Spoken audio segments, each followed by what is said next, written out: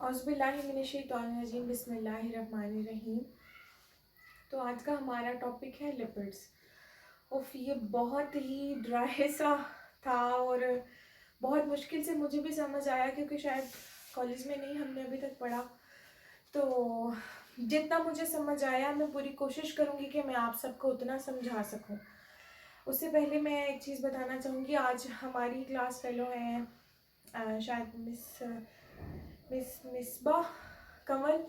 उन्होंने मुझे मैसेज करके फीडबैक भी दिया, मुझे बहुत अच्छा लगा। और उन्होंने मुझे बताया कि पिछले लेक्चर में हमने कुछ जो डिटेल्स हैं मेटाबॉलिज्म की वो हमने मिस की हैं। जी बिल्कुल, वीडियो देखने के बाद आप सबको लगता होगा कि बुक में जो इतनी डिटेल से चीज़ें दी गई हैं तो वो सारी नहीं है।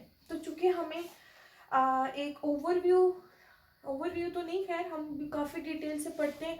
अगर हम उस डेप्थ तक जाने लग गए ना, कोई मुश्किल नहीं है, समझना और समझाना नहीं है, लेकिन वो इतनी देर हो जाएगी और इतनी डेप्थ में ना हमने वाइवे में जाना है, और मेरा नहीं ख्याल कि एग्ज़ाम्स में भी इतनी डेप्थ में आएगा। सो इसलिए जो मोटे तौर पे मोटी मोटी चीज़ें हैं कि मेटाबॉलिज्म ऐसे हैं, तो जो पॉइंट्स मुझे लगते हैं मेरी समझ से मैं उनको ही एक्सप्लेन कर देती हूँ। बाकी बहुत अच्छी बात है, आप सबको जहाँ लगता है कि ये पॉइंट्स यहाँ पर होने चाहिए थे तो ग्रुप में लाजमी शेयर किया करें, ताकि टाइम मिले तो उन पर छोटी सी वीडियो बना के मुझे हो सका तो मैं वो अपलोड कर दिया करूँगी। क्योंकि हमारे पास टाइम बहुत शॉर्ट है, हम टाइम फ्रेम में ऑलरेडी लेट हैं कि हमारे पास हमारा कंटेंट अभी तो हम बायोकेमिस्ट्री पे ही अटके हुए हैं। इंशाल्लाह अगले 2 लेक्चर्स के बाद हमारा कंप्लीट हो जाएगा, तो हमें आगे अगले सब्जेक्ट्स में भी जाना है।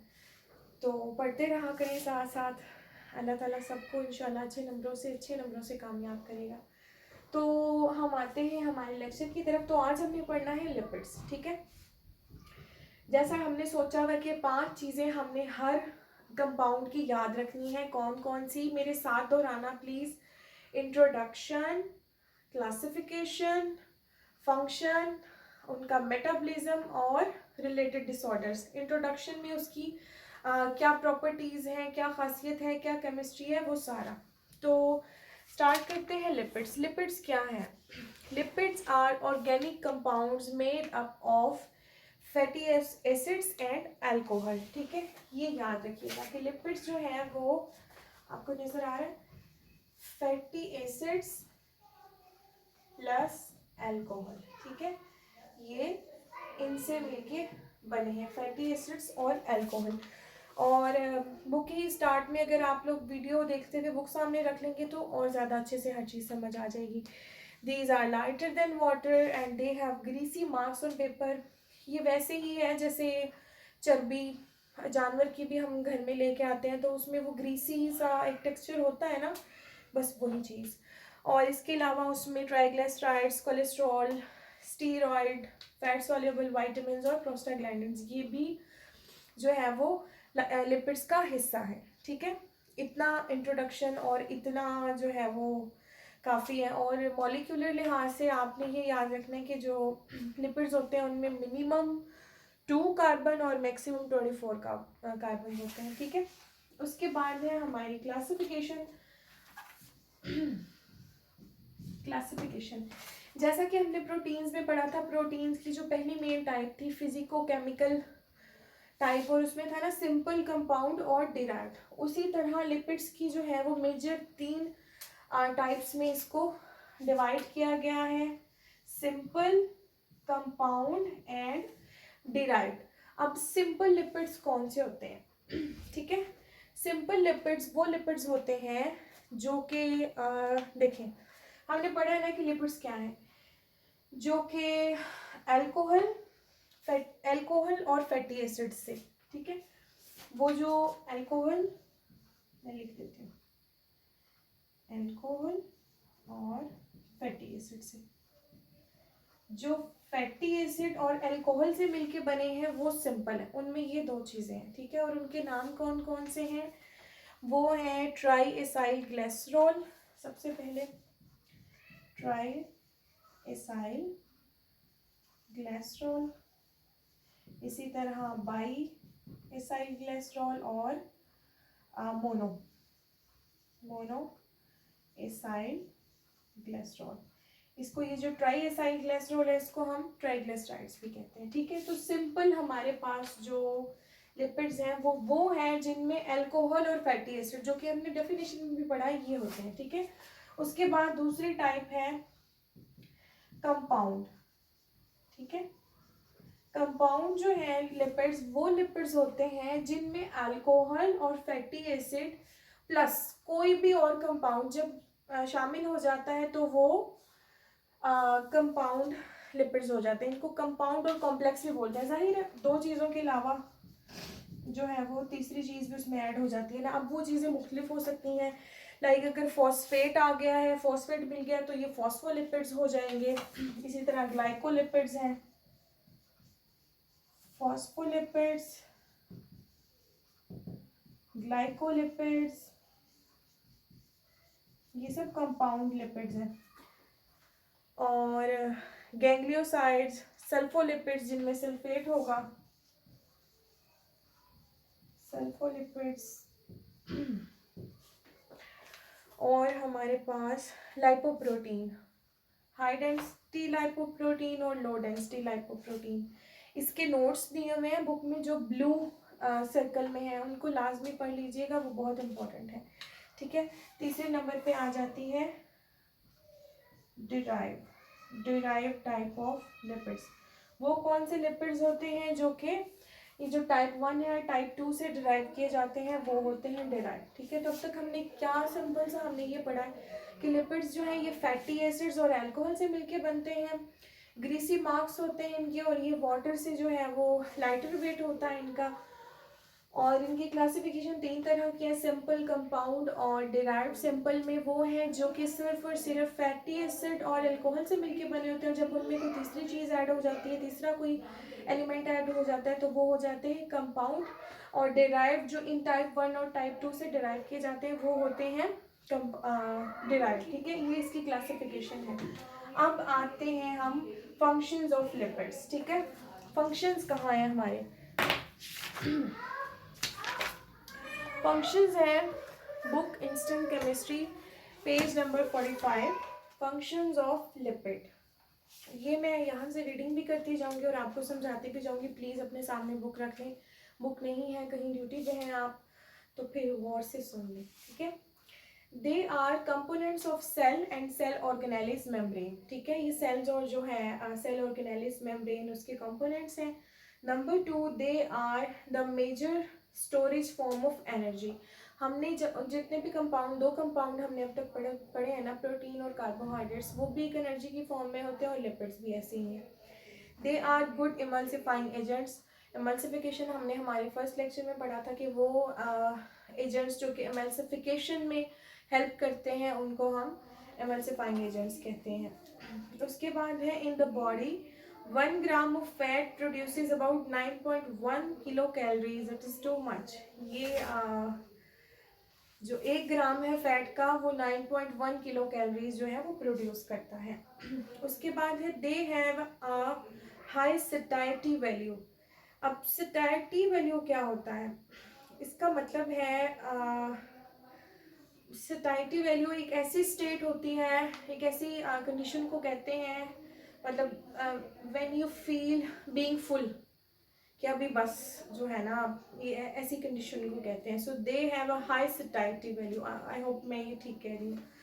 सो आगे है lipids are precursors of other important compounds, for example cholesterol, prostaglandins and ketone bodies. कि जो लिपिड्स हैं, प्रीकर्सर्स का मतलब होता है कि प्रीकर्सर की इस चीज़ों से और चीज़ें मतलब इन कंपाउंड से और कंपाउंड्स मिलके बनते हैं, मतलब ये उसको बनाने में हेल्प करता है, प्रीकर्सर का ये मतलब है। लिपिड्स आर प्रीकर्सर्स, और ये हमें पता है कि इसी से जो है वो आगे कोलेस्ट्रॉल, प्रोस्टाग्लैंडिन्स और कीटोन बॉडीज बनते हैं। ये आगे हम मेटाबॉलिज्म में भी पढ़ेंगे। Cholesterol is precursor of bile acids and steroid hormones, ये भी हमें पता है। Seven dehydrocholesterol is precursor of vitamin D3।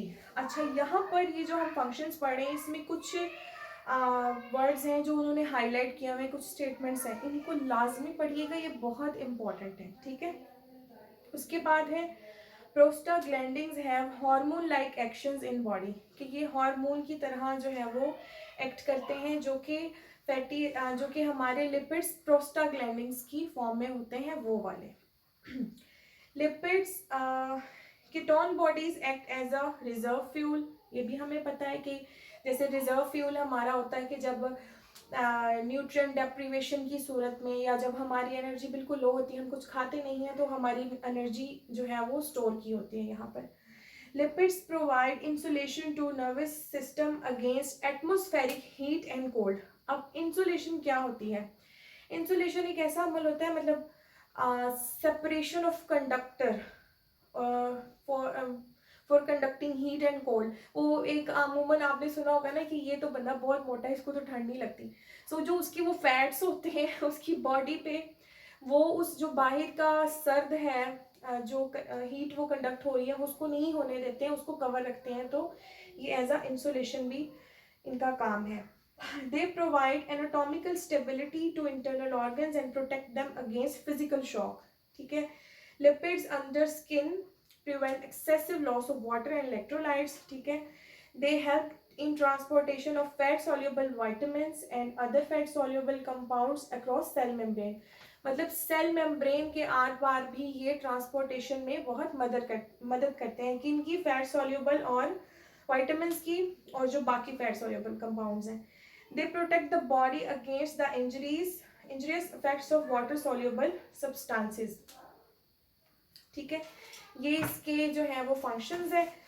इनको लाजमी सिर्फ लेक्चर सुनना काफ़ी नहीं होता, इनको लाजमी एक दफ़ा समझ के पढ़िएगा और याद रखिएगा कि इसमें क्या क्या बातें, इसमें बहुत कुछ हाईलाइट किया हुआ है, उसको समझ के पढ़िएगा और प्लीज़ याद रखिएगा, प्लीज़। ठीक है, ये हमने फंक्शंस को रिव्यू कर लिया। उसके बाद है मेटाबॉलिज्म। अब इसकी मेटाबॉलिज्म का चैप्टर बहुत बहुत वास्ट है। देखें, अब मेरी बात गौर से सुनिएगा। इतना तो कंसेप्ट आपको समझ आ गया है ना कि हम जितने भी कंपाउंड्स हैं, ये जो एनर्जी के लिए हम न्यूट्रिएंट्स लेते हैं, चाहे वो कार्बोहाइड्रेट्स हैं, चाहे वो लिपिड्स हैं, चाहे वो ये जो हम पढ़ रहे हैं, हमने प्रोटीन्स पढ़े हैं, ये 3 चीज़ें हैं। होता क्या है, जनरल कंसेप्ट तो आपको मिल गया ना कि जब भी हम कोई चीज़ खाते हैं वो हमारे स्टमक में पहले जाती है ना, तो बहुत सारे एंजाइम्स हैं जो कि उसको डीनेचर करते हैं। ठीक है, ये कंसेप्ट तो सबको समझ आ गया कि कुछ भी हम खाते हैं तो एंजाइम्स उसको डीनेचर करते हैं, और फिर वो मुख्तलिफ जो अल्लाह ताला ने सबके काम में लगाए हुए हैं सारे एंजाइम्स के, और वो जो उनकी टाइप्स में वो ब्रेकआउट हो जाते हैं, चाहे वो प्रोटीन्स हैं, कार्बोहाइड्रेट्स हैं और लिपिड्स हैं, और फिर वो स्टोर हो जाते हैं। ज़्यादातर इनका स्टोरेज जो होता है वो होता है लिवर में। तो जो फैट्स हैं, हम बात कर रहे हैं पढ़े लिपिड्स, तो लिपिड्स का जो स्टोरेज होता है ये होता है एडिपोज टिश्यू में। ठीक है, स्टोरेज हो जाते हैं और जब ज़रूरत होती है तो ब्रेक डाउन होके वो एनर्जी की सूरत में हमें मिल जाते हैं। मतलब एक जनरल कंसेप्ट आपको समझ आ गया होगा। तो इतना ही आज हम मेटाबॉलिज्म में पढ़ेंगे। उसके लिए ये जो जब आप मेटाबॉलिज्म का चैप्टर देखते हैं तो वहाँ पर ये 4 टर्म्स हैं, लाइपोलिसिस, डीऑक्सीडेशन और कीटोजेनेसिस और cholesterol synthesis, cytoplasm. I think ये 4 चीज़ें ही हैं। अच्छा, तो हम जो है वो अब हम मेटाबॉलिज्म का ओवरव्यू लेंगे। मेटाबॉलिज्म, लिपिड्स जो है, लिपिड्स का जो 85 to 90% है ना हम ह्यूमन बॉडी में, वो ट्राइग्लिसराइड्स की फॉर्म में होता है। ठीक है, ये जो ट्राइग्लिसराइड्स हमने इनकी सिंपल टाइप पढ़ी है ना, ट्राइग्लिसराइड्स, ठीक है। लिपिड्स का जो 85 to 90% हमारी बॉडी में होता है वो होता है ट्राइग्लिसराइड्स की फॉर्म में। अब होता क्या है ये और ये एडिपोज टिश्यू में सेव होता है। ट्राइग्लिसराइड्स पे जब टीजी लाइपेज इसके साथ रिएक्ट करता है, ठीक है, टीजी लाइपेज। अच्छा, जहाँ पर भी जिन वर्ड्स के आगे एज, ASC, एज, जनरली यही हमने पढ़े हैं, वो एंजाइम के नाम होंगे। ठीक है, और वो जिस कंपाउंड के साथ या जिस भी एलिमेंट के साथ वो रिएक्ट कर रहा होता है वो उसके स्टार्ट में होता है और एंड पे एज होगा। मतलब ये कि हम एंजाइम के नाम से भी अंदाज़ा लगा सकते हैं कि कौन सा एंजाइम है और कहाँ जो है वो रिएक्ट कर रहा है। ये मैं कीवर्ड एक बता रही हूँ कि कोई एंजाइम का नाम आ भी जाता है MCQs में तो आप उस तक पहुँच जाएं। ठीक है, ज़रूरी नहीं है कि हम रट्टा रट्टे से ही याद करें। हम अगर उनके नामों को याद रखेंगे तो जैसे ये टीजी लाइपेज है, तो टीजी हो गया ट्राइग्लिसराइड, लाइपेज लाइप इसलिए कि हम लिपिड्स का पढ़ रहे हैं, एज तो जहाँ भी आएगा तो समझो कि उसकी बात हो रही है, ये एंजाइम की बात हो रही है, ठीक है। ये जो है ट्राइग्लिसराइड को ब्रेक करता है ग्लाइसरॉल में, ग्लाइसरॉल और फैटी एसिड्स में, ठीक है। यहाँ तक समझ आ गई कि जो है वो लिपिड्स हैं वो ज़्यादातर ट्राइग्लिसराइड्स की फॉर्म में होते हैं। तब जो टीजी लाइपेज है ये एक एंजाइम है, जब हमें ज़रूरत पड़ती है एनर्जी की, लाइक वही वाली बात के एनर्जी न्यूट्रिएंट डेप्रीवेशन की सूरत में, या वैसे ही जब हमें एनर्जी की ज़रूरत पड़ती है, जब रिएक्शन का टाइम होता है, तो ये वाला एंजाइम ट्राइग्लिसराइड के साथ रिएक्ट करता है और ट्राइग्लिसराइड को दो हिस्सों में तकसीम कर देता है। कौन कौन से? ग्लिसरॉल और फैटी एसिड, ठीक है। ग्लिसरॉल के साथ फिर क्या होता है? ग्लिसरॉल जो है ये जाता है लिवर में, ठीक है। लिवर में जाकर वहां पर है glycerol kinase, sorry glycerol kinase इसको ग्लिसरॉल 3 फॉस्फेट में बदल देता है। ग्लिसरॉल काइनेज, अगेन हम एंजाइम का नाम ले रहे हैं, ये इसको कन्वर्ट कर देता है ग्लिसरॉल 3 फॉस्फेट, ठीक है। ये हमने पढ़ा था, फॉस्फोलिपिड्स भी हमने यहाँ पर पढ़ा था, ठीक है। उसके बाद जो रह गए फ्री फैटी एसिड्स, अच्छा इसके बाद भी इसका बहुत लंबा चौड़ा काम है, लेकिन मैं खुद यहाँ पर इंटेंशनली बस इतना बता रही हूँ कि भाई अभी हमारे पास टाइम बहुत शॉर्ट है। इंशाल्लाह जो मेरी कोलीग्स इंटरेस्टिंग होगी, मैं इनको ये पूरी जो मेटाबॉलिज्म की है, हम आमने सामने इंशाल्लाह क्लास में जब फ्रंट टू फ्रंट होंगे मैं ये समझाऊंगी। बट इतना अभी काफ़ी है, जितना मैंने समझा दिया है इतना भी अगर हम जहन में रखेंगे ना तो एग्ज़ाम के लिए भी काफ़ी है। वाइवे में भी अगर हमसे पूछ लेते हैं तो इतना काफ़ी है कि हम इतना बता सकें कि ट्राइग्लिसराइड जो है वो ग्लिसरॉल और फैटी एसिड में बदलते हैं। ग्लिसरॉल फिर जो है वो लिवर में जाके ग्लिसरॉल 3 फॉस्फेट में बदल जाता है। आगे फैटी एसिड का क्या होता है? फैटी एसिड जो है वो एनर्जी की सूरत में एनर्जी की सूरत में ये हमारी ब्लड स्ट्रीम में आ जाता है, और जहां हमें जिस ब्लड स्ट्रीम में आने का क्या मतलब है? ब्लड तो पूरी बॉडी में जा रहा है, ठीक है। पूरी बॉडी में जहां जहां जिस टिश्यू को एनर्जी की ज़रूरत है वहां ये फैटी एसिड्स जो हैं वो एनर्जी की सूरत में वहां पर एनर्जी प्रोवाइड कर रहे हैं। और इस अमल को, ये जो फैटी एसिड्स के साथ हो रहा है, इसको कहते हैं बी ऑक्सीडेशन, ठीक है। बी ऑक्सीडेशन, ठीक है। एक हमने ये वर्ड पढ़ा है, ये हो गया लाइपोलिसिस। अच्छा पहले मैंने आपको ये चीज़ बता दी है, ये 4 वर्ड आते हैं, लाइपोलिसिस, बी ऑक्सीडेशन, कीटोजेनेसिस और कोलेस्ट्रॉल सिंथेसिस। अगेन वही वाली बात, लाइसिस का वर्ड जहां कहीं भी आता है आप सबको पता है, lysis mean break down, lipo mean lipids, कि लिपिड्स का ब्रेक डाउन, और वो हमें पता है लिपिड्स जो है ट्राइग्लिसराइड्स की फॉर्म में थे, मतलब ये उसकी डाइट थी ना, उनका ब्रेक डाउन हुआ किसमें? ग्लिसरॉल में और फैटी एसिड्स में। आई होप अब आपको क्लियर हो गया होगा। और फैटी एसिड्स का जो आगे प्रोसेस हुआ है उसको हम बी ऑक्सीडेशन कहते हैं, और ग्लिसरॉल जो है वो यहाँ आके ग्लिसरॉल 3 फॉस्फेट में कन्वर्ट हो गया। उसके बाद जो टर्म्स हैं दो, कीटोजेनेसिस, ये आप लोग इंशाल्लाह पढ़ेंगे, आपको समझ आ जाएगी, मुश्किल नहीं है। जेनेसिस का वर्ड जहाँ कहीं भी आता है दैट मीन्स फॉर्मेशन, प्रोडक्शन, बनना, मतलब जेनेसिस किसी भी चीज़ का जनरेट होना, ठीक है, कीटोन बॉडीज का। तो फैटी एसिड्स के साथ जब लिवर में कीटोन बॉडीज बनते हैं उस अमल को कीटोजेनेसिस कहते हैं। और प्रोटीन कोलेस्ट्रॉल सिंथेसिस साइटोप्लाज्म, ये भी बहुत ईजी है, ये आप लोग इंशाल्लाह पढ़ेंगे, आपको समझ आ जाएगी। बट मोटे तौर पे इतना भी याद रखेंगे इंशाल्लाह, ये काफ़ी है। उसके बाद आ जाते हैं हमारे डिसऑर्डर्स। डिसऑर्डर्स जो है वो हमने ये पढ़ना है रिलेटेड डिसऑर्डर्स कि लिपिड से रिलेटेड डिसऑर्डर्स कौन कौन से हो सकते हैं। एक तो जो मोस्ट कॉमन मेरी अपनी फैमिली में भी है, आपकी भी फैमिली में होगा, कोलिलिथियासिस, ठीक है। कोलीलिथियासिस,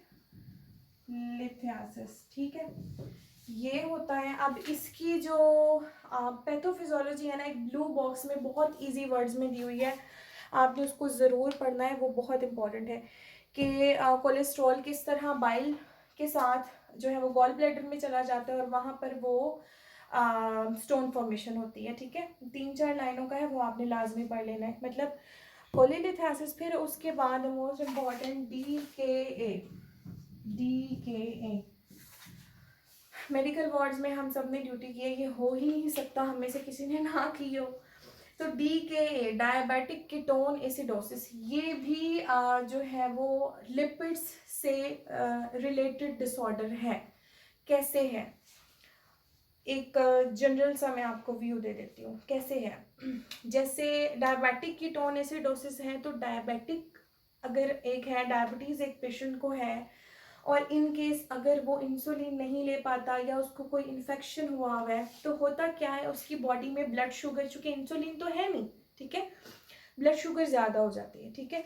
ब्लड शुगर जो है वो ग्लूकागोन उसकी वजह से ज़्यादा हो जाता है, ठीक है। ग्लूकागोन ज़्यादा हो जाने की वजह से वो जो बढ़ा हुआ ग्लूकागोन है वो सबब बनता है एडिपोज टिश्यूज़ को कि वो रिलीज़ करें ज़्यादा अमाउंट में फैटी एसिड्स, ठीक है।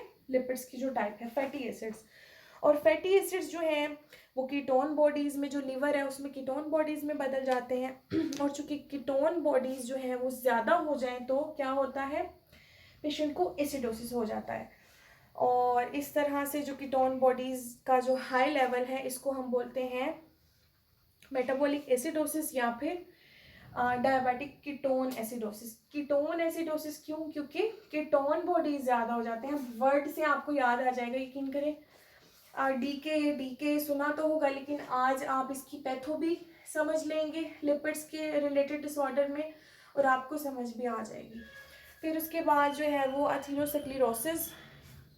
स्क्लेरोसिस ये जनरल सबको पता है कि हमारी जो आर्टरीज हैं उसके अंदर जब डिपोजिशन हो जाती है लिपिड्स की, पता है ना हमें कि वो सिकुड़ जाती हैं, जिसकी वजह से ये प्रॉब्लम होती है। मैं लिख देती हूँ, ये 3 तो मेन है, बाकी आपके जहन में भी कोई हो तो मुझे मैसेज करके ज़रूर बताइएगा, ठीक है। Thank you so much.